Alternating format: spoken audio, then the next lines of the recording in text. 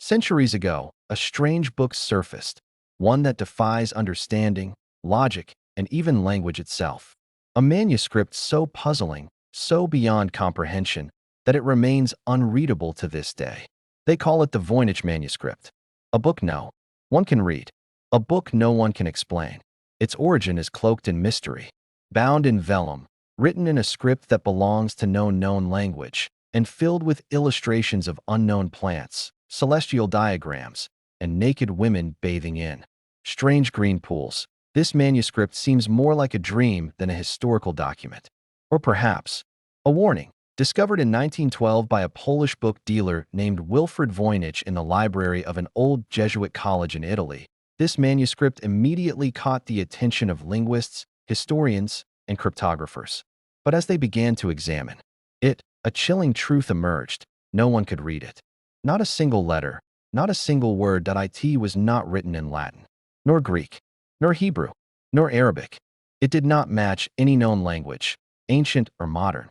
Its script was unique, bizarre, and unerringly consistent, like a real language that had evolved, yet was spoken by no one. The illustrations added to the confusion. Some pages showed plants that exist nowhere on Earth. Others showed women connected by tubes in surreal bathhouses, diagrams of stars and moons, and symbols that seemed to follow some sort of hidden logic.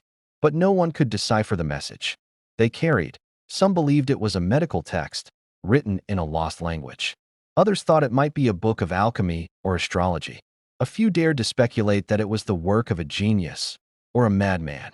And then there were those who believed it was all a hoax, a clever fabrication made centuries ago to fool scholars and collectors. But even that theory struggles to hold, because the text, though unreadable, follows linguistic patterns too precise to be nonsense. Its words have structure. The syntax behaves like a natural language. If it's a hoax, it's one of such brilliance that it fools even the most advanced modern software. Carbon dating has revealed that the pages were created sometime between 1404 and 1438, confirming that it's no modern fake. The ink, the vellum, the illustrations, all authentic. But who wrote it? And why? Some theories point to the English scholar Roger Bacon, a man centuries ahead of his time, who dabbled in both science and magic. Others suggest Leonardo da Vinci or even alien intelligence.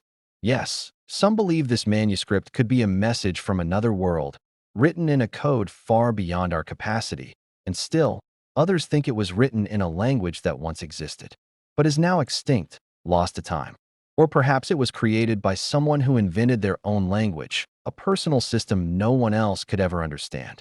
Some even say it's the language of dreams, channeled from a subconscious far removed from ours. For decades, world-renowned codebreakers, military intelligence experts, and AI systems have attempted to crack its secrets.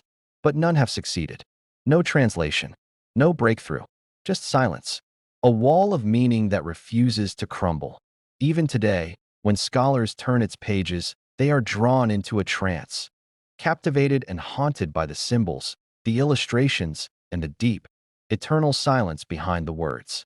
The Voynich Manuscript remains the ultimate puzzle, a book that whispers but never speaks, and this is only the beginning. In the next part, we'll explore how this one mysterious volume has consumed the minds of scientists, cryptographers, and conspiracy theorists for over a century, and whether the truth is even meant to be found. Time passed, but the Voynich Manuscript never loosened its grip on the minds of those who tried to solve it. It became more than just a mystery. It became an obsession. Scholars from every corner of the world pored over its pages, each hoping to find that one clue, that one crack in the code that would let the meaning pour out like light from a dark tunnel. In the early 20th century, some of the greatest code breakers of the world wars were brought in to decipher it. Men who had broken enemy ciphers, unraveled military secrets, and exposed hidden messages used to save or end lives. But when faced with the Voynich Manuscript, even they were humbled. The manuscript did not yield. It laughed in silence, defying even those with the sharpest minds. Computational linguists fed its text into powerful computers. Artificial intelligence tried to map its syntax, compare its patterns, simulate possible translations. And still, nothing. It was as if the book had a soul of its own, refusing to be understood by human minds. Some noticed strange repetitions in the text, as if certain words or symbols echoed like chants. Others saw in the illustrations patterns that might suggest astronomy or biology or something else entirely. A lost science, perhaps, or a sacred knowledge, buried for a reason. But buried by whom? In one of the most chilling theories, it is believed that the manuscript was not meant to be read by just anyone, that it was written for one, perhaps not even human, reader, a manual or warning or sacred guide locked away from unworthy eyes. If that's true, then everyone who has tried to read it has failed not because they lacked intelligence, but because they were never meant to understand it. Throughout the decades, wild ideas began to emerge. Some whispered that the manuscript was cursed, bringing madness to those who obsessed over it too long. Others claimed it was written by a prophet, someone who saw the future and encoded what was to come. Could it be a message from another time, hidden in symbols to survive the centuries? In the 2000s, new imaging techniques uncovered hidden symbols beneath some illustrations, possibly corrections or changes made by the original author. It suggested that even they, the one who wrote it, might have struggled with the message.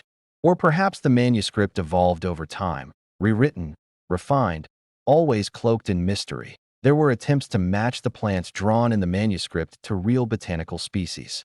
Some bore faint resemblance, while others seemed like they had sprouted in a dream or another planet. The bathing women in interconnected pools sparked theories of fertility rituals, alchemical purification, or metaphysical transformations.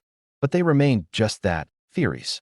Ideas grasping at shadows. A few modern linguists proposed that the book might be written in a type of encoded shorthand or an invented language, a conlang, created for personal or ritual use.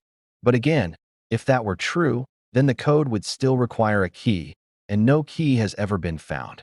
Then came the theories that go deeper into the unknown. What if the manuscript was not written in any human language at all? What if it was created by something not of this world? To some, that sounds like science fiction. But the precision of the writing, the mathematical regularity of its script, and the sheer effort involved in its creation continue to raise questions that logic alone cannot answer. To this day, the Voynich Manuscript remains locked. Its pages lie under glass in Yale University's Beinecke Library, where people travel from around the world to stare at it, to wonder, to guess, to dream. And perhaps that is the manuscript's true power. Not the answers it holds, but the questions it awakens. It speaks not in words, but in silence. Not in meaning, but in mystery. It reminds us that even in a world dominated by knowledge and science, some things remain unknowable. The Voynich Manuscript stands like a mirror to the unknown parts of ourselves, the parts that seek and question and dare to believe that maybe, just maybe, not everything in this world was meant to be explained. And so the book waits, silent, secret, unread, watching as the centuries pass, daring the next curious soul to turn its pages and try one more time.